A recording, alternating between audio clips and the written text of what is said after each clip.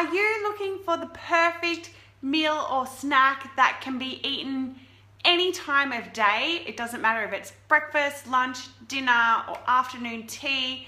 Are you looking for the perfect meal or snack that's, you know, a spectacular blend of all the essential macros? Think your proteins, your carbs, essential carbs, and also essential fats. Yes, we want to get some good essential fats into our diet. It's good for our brain and it's good for our body, unlike we've been told for years from the low carb, low fat community. We want to get those good fats into our body.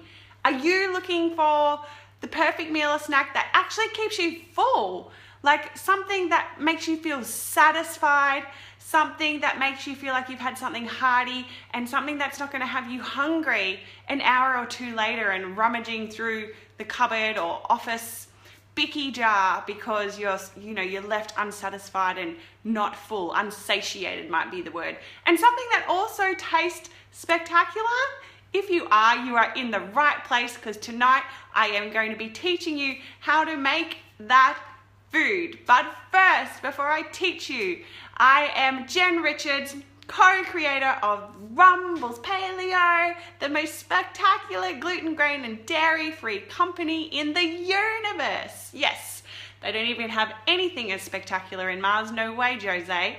I am also the creator of our healthy cooking school, the rumbleslifestylehub.com.au, where we teach you to make healthy meals and snacks from memory. We teach you how to look at ingredients and go, oh my gosh, I know how to turn that into the most amazing gluten, grain, and optionally dairy-free cake, bread, casserole, curry, salad, muffin, whatever. That's what we do there. And I can see one of our students online, Maxine, is in the house. I bow down to her because she is the frittata queen. She should be taking this Facebook Live right now, but she lives in a suburb way in another galaxy. Yes, she's an alien. No, sorry, she's not. She's actually not an alien. Sorry, Max. Yes, so who have we got online? We've got a few people coming on. Welcome to our cooking episode this evening. I think it's so wonderful that I can come to you live and do a cooking show. I used to grow up watching Jeff Jantz on telly cooking in the afternoons. Did anyone else used to watch Jeff Jantz? He was like my first crush. He was hilarious. He was this, I think he was from Sri Lanka. He was this Sri Lankan Aussie chef, and he would have a cooking show in the afternoons, and I'd watch him after school, and he was spectacular. He was like, then I moved on to bigger and better people like Jamie Oliver. I love him. And then, you know, there's always Pete Evans. Woo, he's a good looking man, that's for sure. Maxine, yep. She said Max is from Frankston, so she says that's kind of an alien planet, but good old Franger. My boyfriend lives over there, and I always said to myself I would never go out with anyone from that side of the city, but you know, 2 years later and I'm still traveling over there. So yeah, Jamie Oliver's pretty amazing. So okay, tonight I am going to be teaching you how to make frittata. Hi Kobe. Yes, oh, you watched Jeff Jantz too. He was like the original healthy chef celebrity. Now healthy chef celebrities are, you know, they're as common as your underwear, really. I don't know if they'd like me calling them similar to underwear, but they're pretty, there's quite a lot of them these days, and I love them. I could watch cooking shows all day. Is anyone else like that? Probably, that's why you're watching me cook tonight. And yeah, so let's talk frittata. So one of the things frittata actually is, it's Italian actually. It's an Italian word, and it means, I'm going to go behind my bench and I'm going to, actually no, I can go here. I have my computer here. Actually, who have we got online? I'm just going to share this over to our Paleo for You private Facebook group. So that people there can watch it as well. If you're not a member of our private Paleo for You Facebook group, I suggest you go and find it afterwards, because we have lots of wonderful conversations in there about healthy eating, about healthy foods, and we just support each other on this real food game, because it can be tricky. It can be really hard to avoid tempting foods. It can be hard to transform the way we've been taught to eat. We've been taught so many things, like eat lots of carbs, eat lots of bread, eat lots of rice, and we're now learning, all the new science is coming out, this is why this paleo thing has gotten so big, that they're not essentially the right foods we should be eating. So we explore that conversation there. So I'm just going to share that over. Let me know if you're a member of that page. Give me a thumbs up if you are. We've got quite a few coming on now, so I'm just going to switch that over. Let me know what you did today. Write in the comments section, what did you do today, guys? I went and met one of our Paleo for You members, actually, so I should really concentrate what I'm doing here. Share in a group, and we'll get that going. I met a lady who runs a nut milk company, so she's given me lots of her nut milks to try. There we go. So who have we got? Yep, we've still got people there. So we're talking frittata, and we're going to talk frittata, and let me read out the definition for you of what frittata is. Here it is. Here it is. It's an Italian word, so I should speak like an Italian, no? So frittata, it is a wild ostrich that sunbakes on the beaches of Barcelona. No, it's not. I made that up. Frittata is an egg-based Italian dish similar to an omelette or crustless quiche, enriched in additional ingredients, this is a bit of a tongue twister, such as meats, cheeses, vegetables, or pasta. And we're not going to be using pasta today, of course. And I even picked a theme song for tonight's cooking demonstration. So let's listen to it. Oh, somebody worked today. Who else worked? They got an awesome gift of wine and champagne glasses from bosses to say thanks for going above and beyond. I can imagine you would do that, Max. You're such a hard worker. So this is tonight's theme song. Oh no, no, no, no. I'm about to lose control and I think I like it. Can you hear that?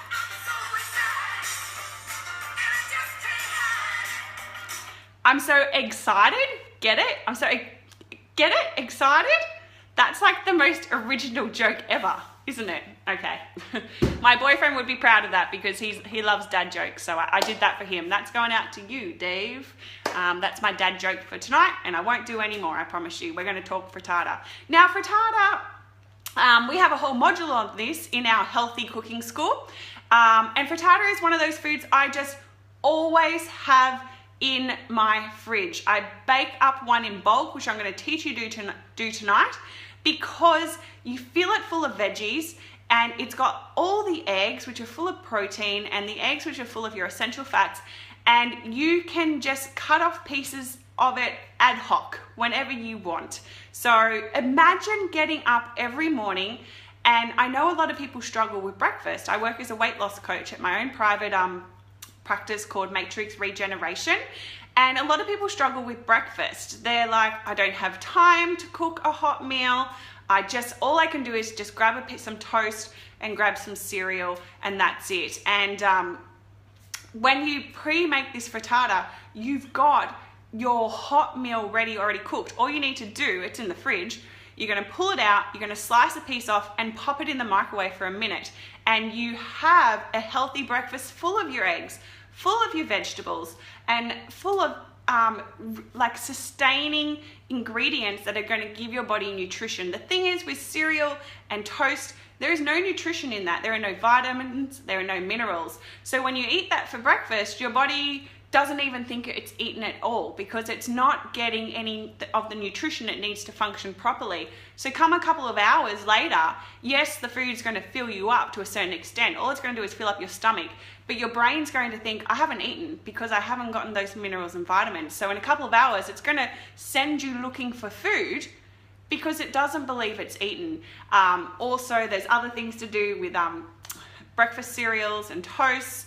Causes great insulin spikes, and when that spike comes down about an hour or two later, that's going to send people looking for food as well. So imagine having this pre-prepared food ready to go.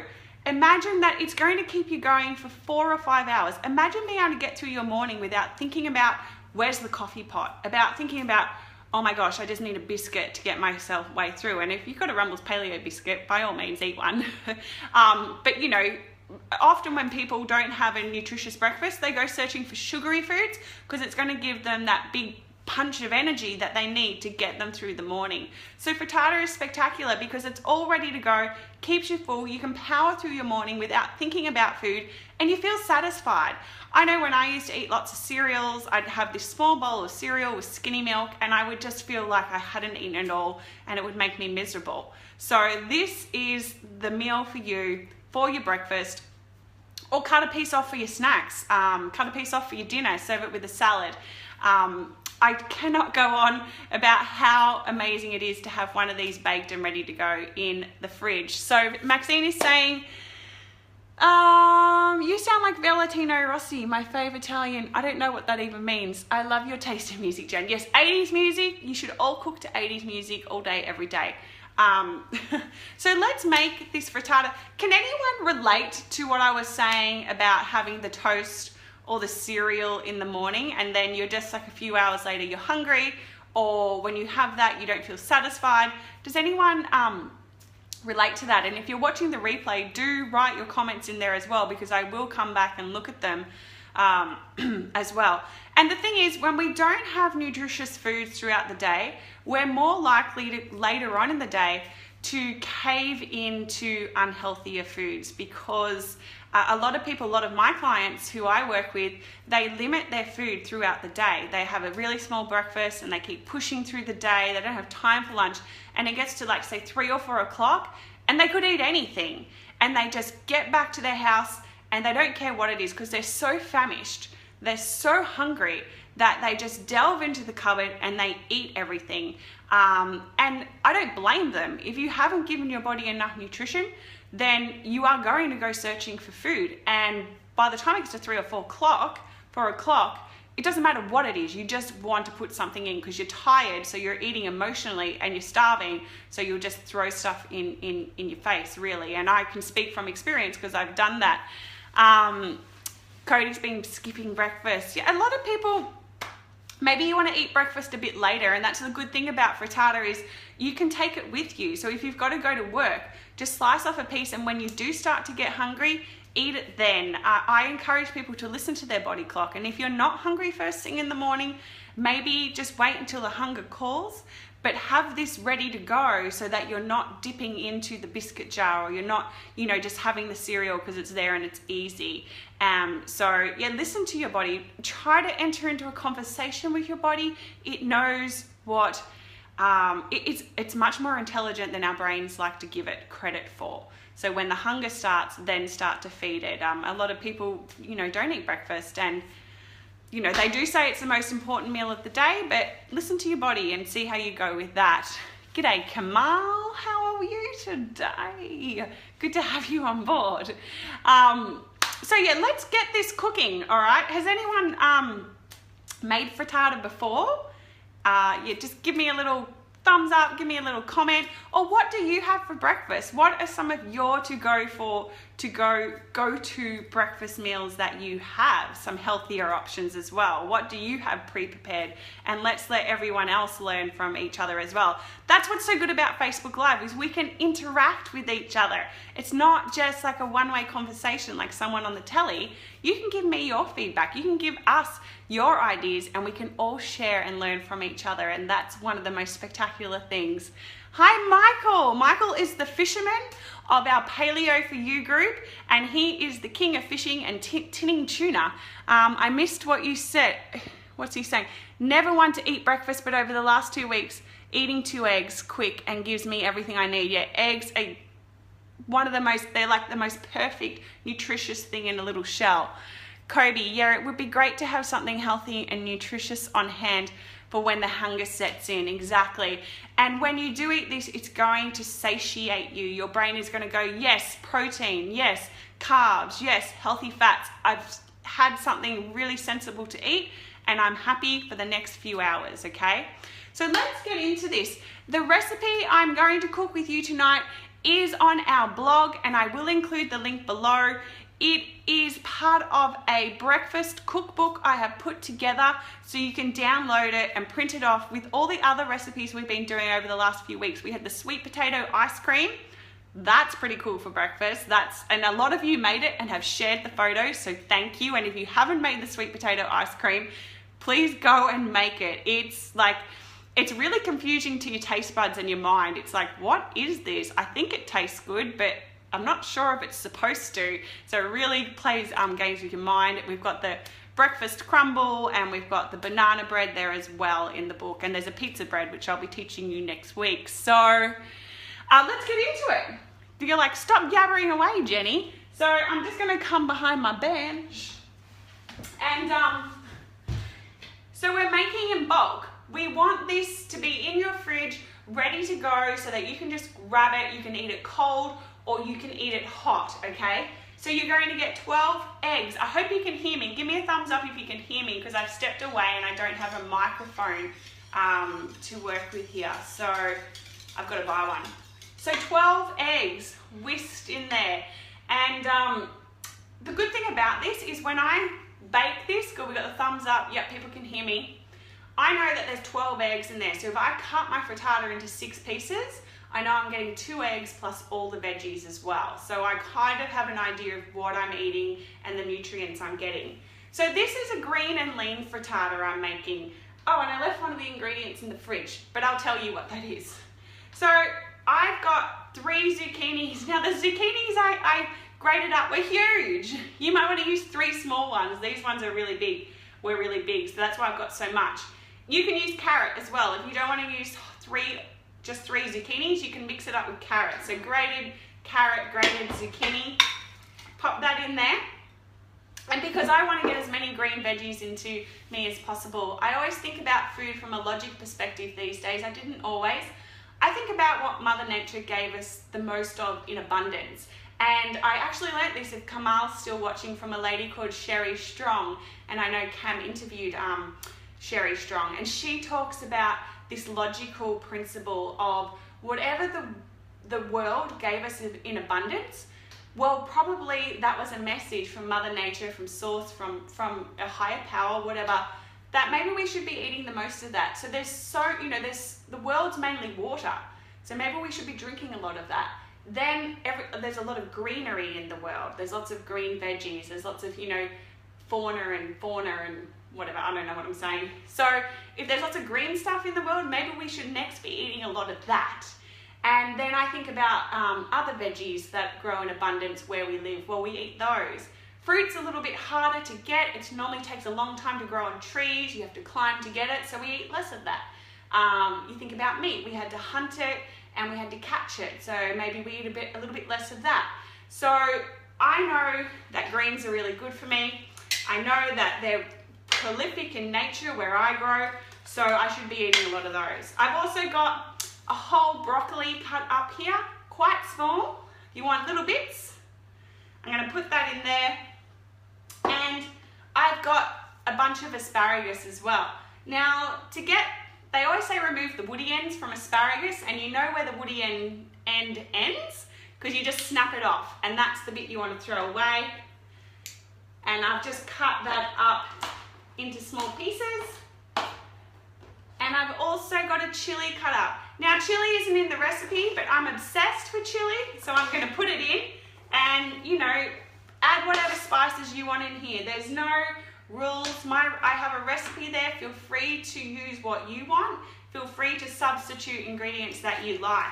That's what we promote in our healthy cooking school. Just explore with food. You can't go wrong. In fact, the majority of recipes I've made that are the most amazing are done by mistake. It's just by me throwing stuff together and going, oh yeah, this is ace. And you ask my boyfriend, I never make the same food twice because I never remember how I did it. So that's why when I had to write the healthy cooking school, it was really hard for me because I had to write out strategies and systems. I've also got about 200 grams of shredded chicken. Michael, you could use the fish you caught, the tuna, you can use salmon, you can use crab meat, use whatever white meat you want. I'm not a big fish eater, to be honest. I wish I was because I know how good it is for you. And in the recipe, I've got put in fresh herbs. So if you've got some, what works well with this, if you're using fish, great green herbs with fish are dill, mint and parsley. I would put some of those in there if I was using fish. I did have some herbs in my fridge. I can't remember what, but I forgot to get them out. So then it's mine actually looks like it needs a bit more egg because I put in too much zucchini. So I'm actually just going to put in a couple more eggs of that in a minute. But then you're just going to you're going to get a huge big baking dish, and this one is about, I don't know what size it is. What centimeters would you say that is, guys? Maybe 30 by 20 or no, 40 by 20, I would say. And I'm going to pour it into there. I've been painting it with olive oil. I've been pretending I'm Picasso, and I'm drawing a fish in there for Michael. There's a fish, and I'm pretending it's the fish that Michael caught. And yeah, so you're going to pour the mixture in there. You're going to bake it in the oven at about 160 to 180 degrees for an hour. And then you wait till it cools down. And then you put it in your fridge and it's all ready to go. So as I said, it's spectacular just to have in your fridge. I've always got one in there ready to go. I'm sorry if I didn't answer any questions while I was cooking because I couldn't see. No, not there. And yeah, so I hope you're all going to experiment with that actually. So what you can do is go and download the cookbook. Go into the blog post. I'm going to link down below, and make sure you download the book and print it off. I know a lot of people just say, oh yeah, I'll remember that, and they don't do it.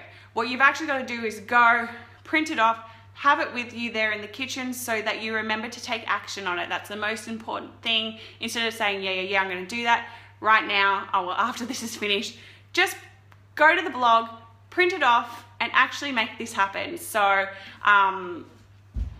And the other thing you can do is to check out our online healthy cooking school, where we teach you how to do things like this from memory, and which makes life so much easier. What I find with my clients is that they're like, oh, I just couldn't think what to do. I just don't know, it's too confusing. But imagine if you just knew from the top of your head what to cook with the ingredients in your fridge, and how to make healthy gluten, grain, and optionally dairy-free versions of that. That's what the Healthy Cooking School is all about. So that's rumbleslifestylehub.com.au.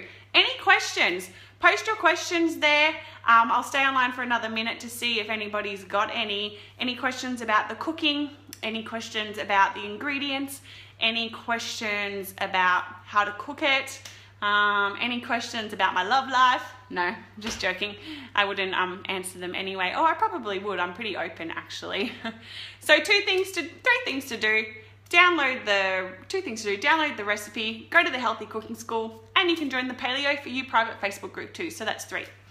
Thank you for watching, everybody. It's spectacular to have you as always, and I will see you around the traps. Have a wonderful evening. Good night.